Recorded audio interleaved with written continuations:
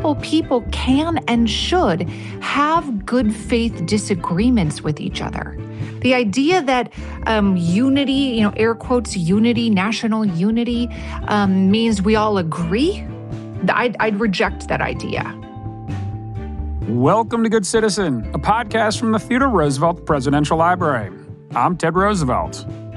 I was a politics major in college, and I still find it very difficult to keep up with the news about the government, particularly today, and which branch is meant to be doing what. I find it even harder to find an unbiased explanation of what's happening with the functioning of government. Who's meant to be doing what? Enter today's guest, Sharon McMahon. She is the go-to resource for unbiased political, legal, and historical insights. She has a wildly popular Substack, is a best-selling author, an educator, and a podcaster, known for being thoughtful and smart, but importantly, never condescending. She's amassed over 1 million followers using this approach. Writing with both simplicity and depth, Sharon truly understands the power of informed citizenship. And she also just happens to be a delightful person to talk to. So I'm pleased to share my conversation with America's government teacher, Sharon McMahon.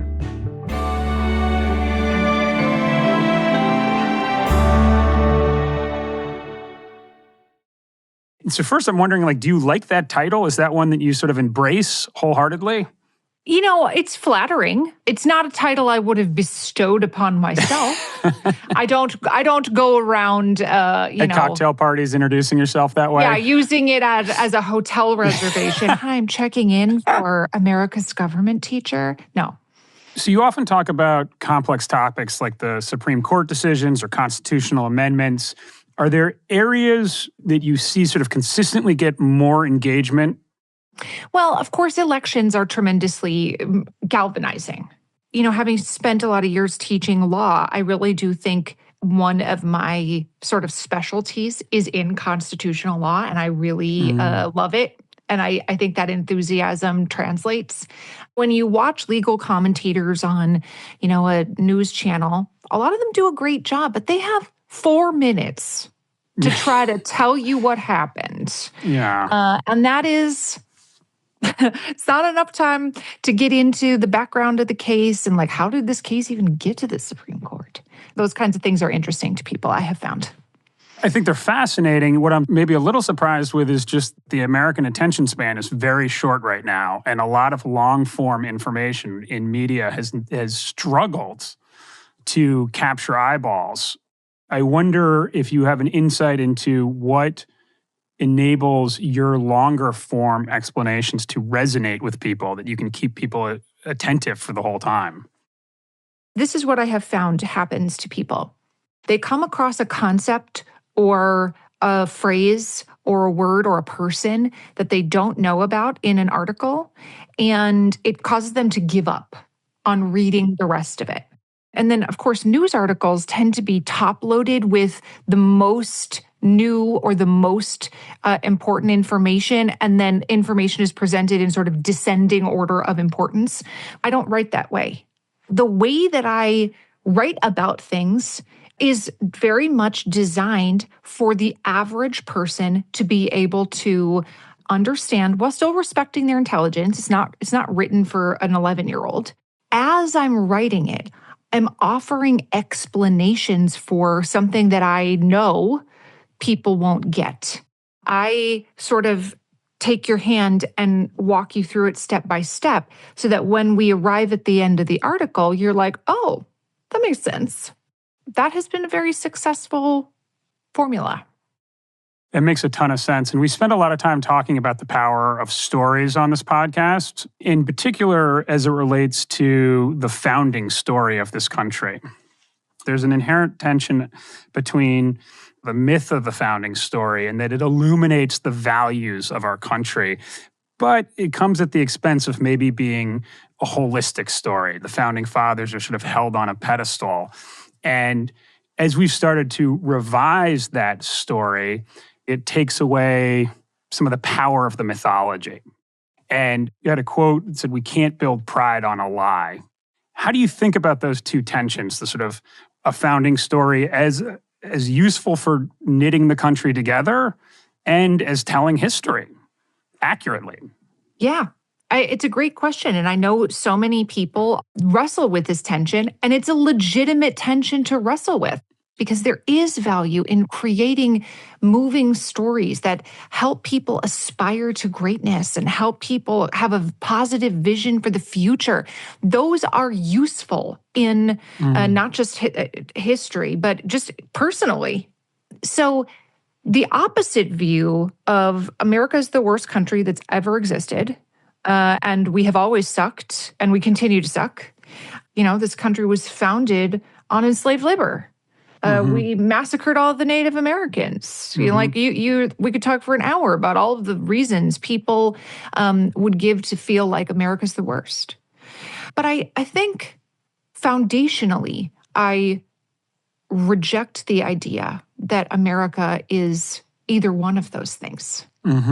Any country that is founded by humans, which turns out is all of them, is going to wrestle with this tension of what have we done that has contributed to, the moral arc of the universe in a positive way?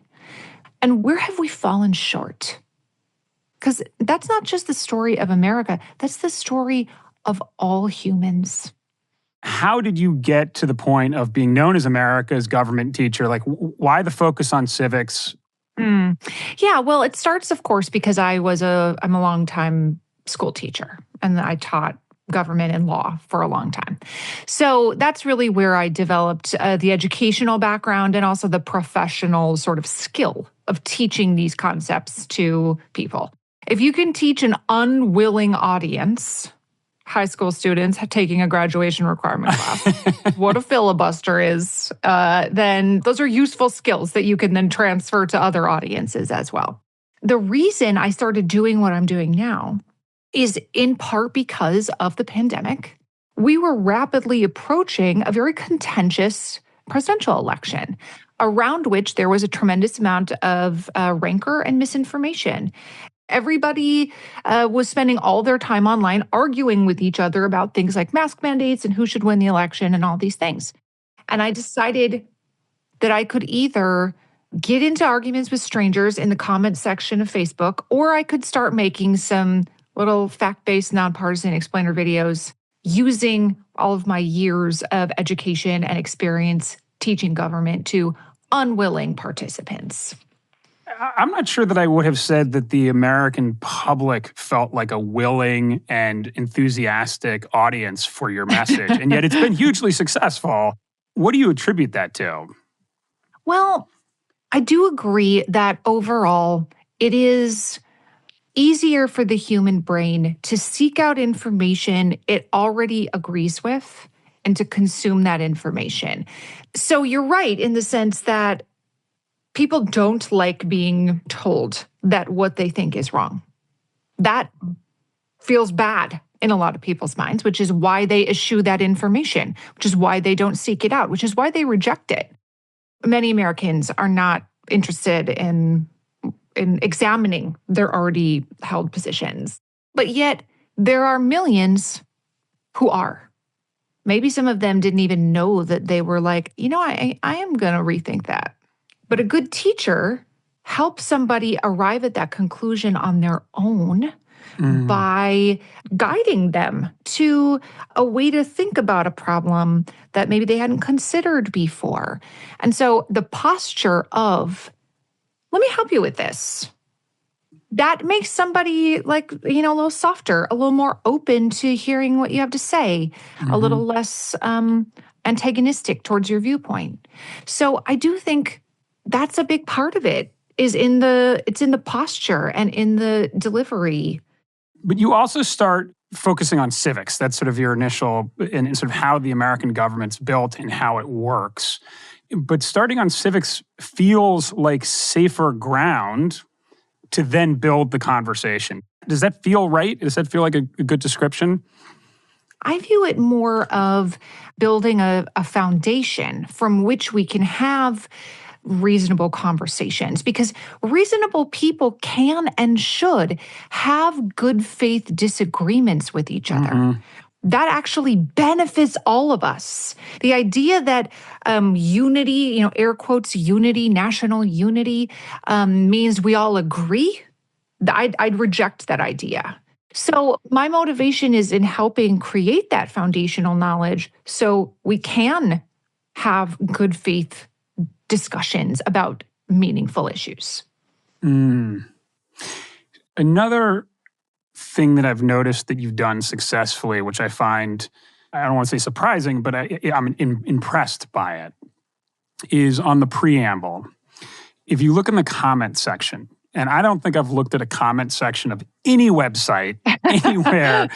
I avoid comments. Never good, except for the comment section on the preamble is very, broadly speaking, respectful. It's not 10 people. I mean, you've got hundreds of thousands that are interacting here.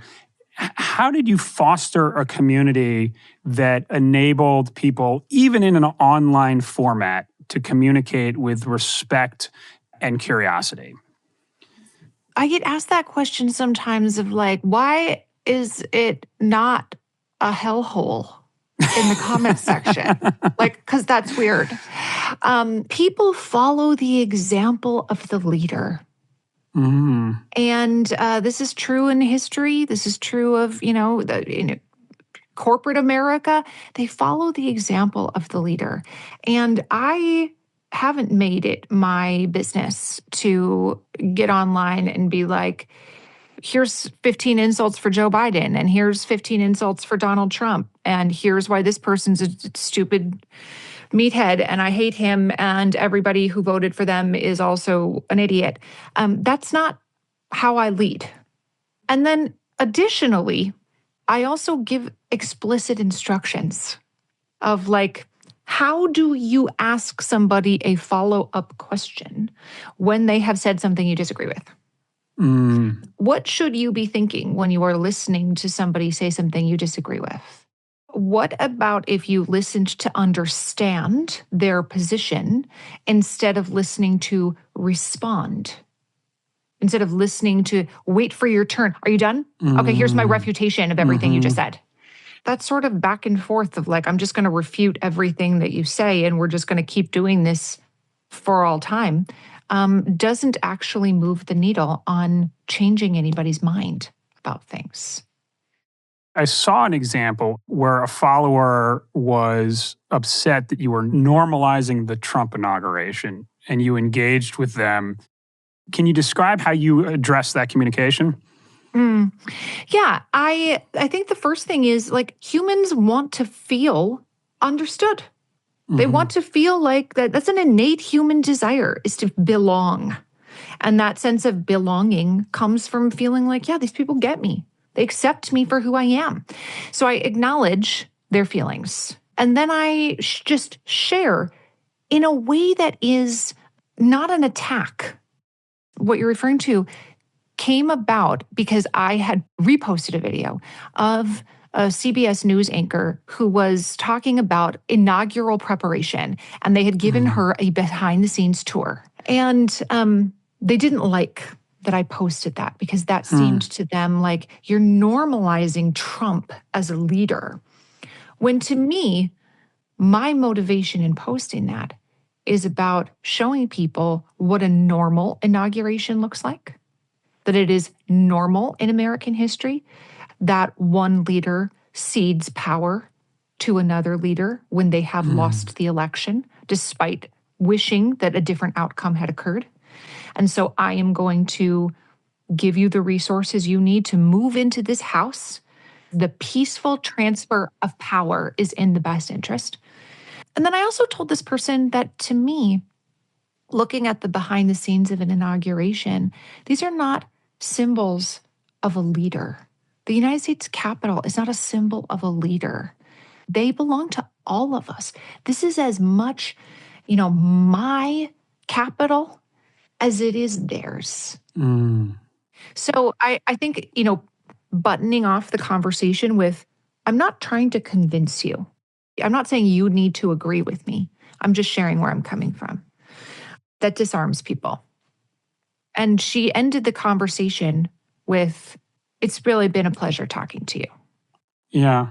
And I bet in many ways her mind has been changed in a number of ways that maybe she doesn't even recognize in that moment. An openness to ideas. Even if she arrives at a different conclusion, being open to considering the possibility to something is, I think, that in and of itself is an admirable thing, is to be like, you know what, I'm going to consider it. I may not arrive at the same conclusion, but I'm going to give it some thought. That is, in and of itself, a good outcome in my mind. You know, it reminds me of a turn of phrase you've used, that people can be confidently wrong.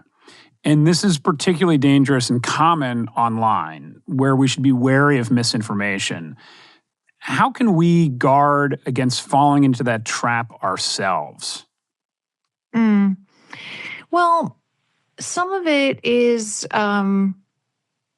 this idea of holding your beliefs loosely and your values close to your heart.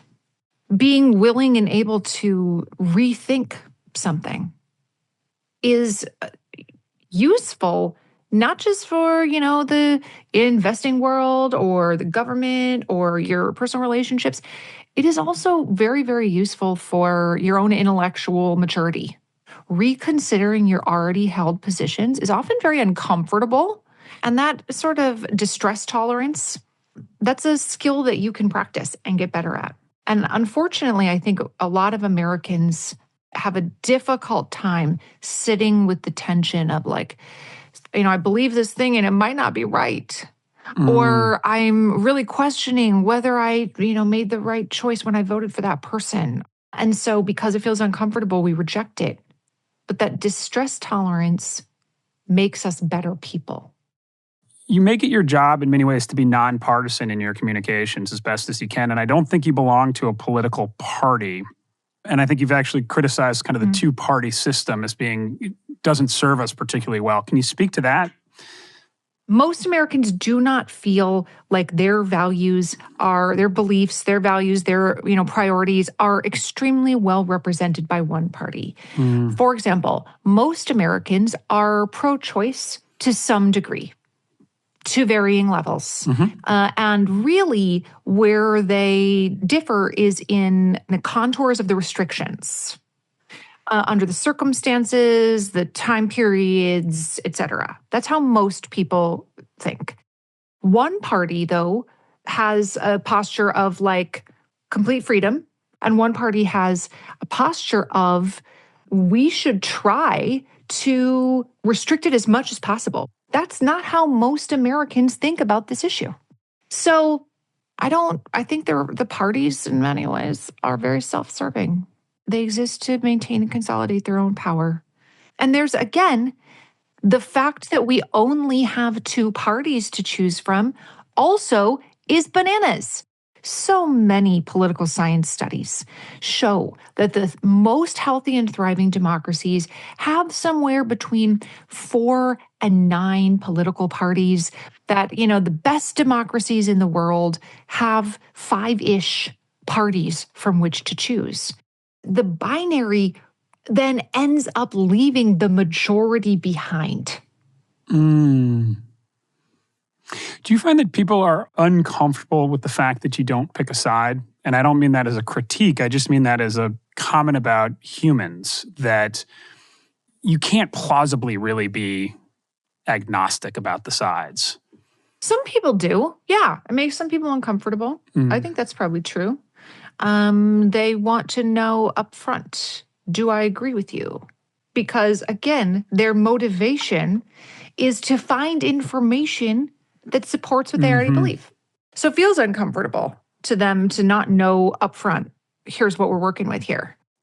People have spent a lot of time sort of investigating these things. I was profiled in The Atlantic, and the writer for The Atlantic was like, I spent a lot of time trying to figure out, is Sharon secretly the leader of a pro-Donald Trump Facebook page? What about her voting records? Yeah. Like, is she registered with this party? Blah, blah, blah. Like, she spent quite a bit of time trying to figure it out, because that would have been interesting for the story. Right. The answer is not that it's a mystery. It's that I just flat out don't belong to a political party. And I just flat out don't donate to politicians. Like, I actually don't do those things. I think it also makes people uncomfortable that I am sometimes willing to criticize their preferred party or their preferred side. They don't want to have their side criticized because that feels bad and wrong in your brain. And that's why distress tolerance is an important skill to learn, because when we start blindly following, giving our unfettered allegiance to a party or a person that has never led human civilization somewhere worth going. I want to talk about your book a little bit, The Small and the Mighty. You have a quote in there where you say, "The best Americans are not the critics, they are the doers. They are the people who went for broke when everyone else yelled to turn back. They are those who know that one becomes great because of who they lift up, not who they put down." And I wonder about that quote in the context of the Trump administration and Trump's political rhetoric. Is that still true? Is what I said still true despite the ascendancy of Trump? Well, the criticism and putting people down has been quite successful as of late. It's been successful in gaining political power. And in many ways, it always has been, because it appeals to the sort of humans' baser instincts. We have hundreds of years of examples. Andrew Jackson being a great example of somebody who had rose to ascendancy based on his criticism of criticism of the elites. Andrew Jackson's populism was popular. And of course, Trump is an admirer of Jackson. Day one, the portrait of Jackson went back into the Oval Office. He took down Biden's Benjamin Franklin and put Jackson back up. He had Jackson in there before. Today, though, do historians look back at Andrew Jackson, who was an impactful president, and think, what a fantastic leader? I don't think we do. No. He did a lot of things, but I don't think we look at the character of Andrew Jackson today and think, what a good man that was. The person who was largely responsible for the Trail of Tears. I could keep talking about Andrew Jackson, but he's an example of somebody who used really negative rhetoric to ascend to power. Populism is, by definition, uses a lot of negativity, and it plays into the fears that ordinary Americans have.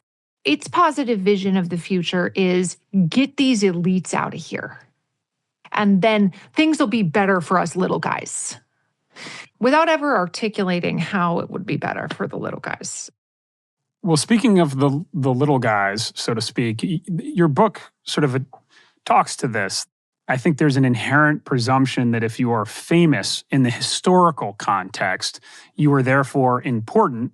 And then the inverse being true, if you are not famous or not known in the broader societal sense, that you were not important. And in fact, what you do is highlight 12 people who were very important, who have not gotten the sort of attention that they deserved. I'm wondering why you felt the need to write this book.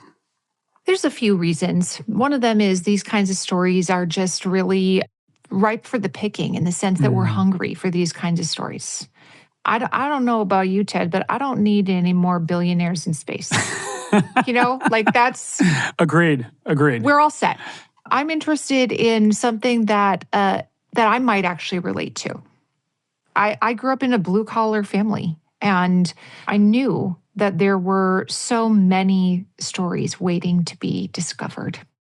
I also wrote this book really as a love letter to the reader, and a love letter to America in many ways. At a time when Americans feel like this tremendous sense of, many of them feel like the sense of impending doom. That's not how humans are actually meant to live. We're not meant to live in this state of like, I feel despondent. I can't do anything. I can't fix anything. I have no power. Humans are meant to make change in their immediate communities. Your immediate community changes based on your status and your wealth and your access to power. But doing the next needed thing in our community is something that's available to each one of us. Sharon, that's probably the best setup to our closing question on this podcast I've ever gotten, which is, what makes a good citizen? I think there's more than one way to be a good citizen. I think it's important that we all remember that we have important work to do. And so does everybody else who is listening to this. And we cannot allow ourselves to be distracted from our important work by things that are vying for our attention, by things that are telling us that our important work doesn't matter. You know, there's that phrase from the civil rights movement that we have to keep our eyes on the prize. And for me, doing what you can, where you are, with the resources available to you. That's what makes somebody a good citizen. Sharon, I love that. Thank you very much for this conversation. It has been filled with pearls. I really appreciate you taking the time to chat with me today. I loved it. Thanks for having me. Sharon, this is such important work, and you managed to do it with real warmth and generosity, which is such a valuable lesson to take from this. Thank you for sharing your time. Listeners, please pick up Sharon McMahon's book, The Small and the Mighty. Check out our podcast, Here's Where It Gets Interesting, and find her newsletter, The Preamble, on Substack. And be sure to share this episode with your friends and followers. It really helps. Good Citizen is produced by the Theodore Roosevelt Presidential Library in collaboration with the Future of Storytelling and Charts and Leisure. You can learn more about TR's upcoming presidential library at trlibrary.com.